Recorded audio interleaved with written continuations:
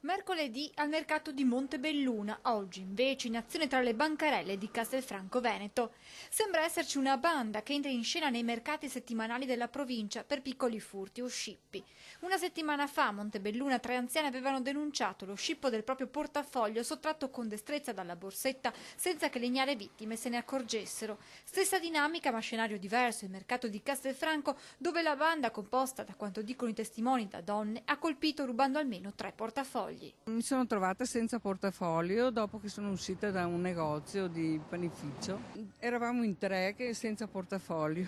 Subito fuori dal negozio c'era un carabiniere che ha bloccato una donna accompagnata poi in caserma. Quasi contemporaneamente questo signore è rimasto vittima di un altro scippo con una dinamica un po' diversa. L'anziano, avvicinato da un gruppo di ragazze giovani con la scusa di chiedere informazioni, hanno iniziato a strattonarlo. Ha cominciato a girare intorno, mi dà un colpo uno, mi dà un colpo quell'altro e dopo io gli sono svignato via.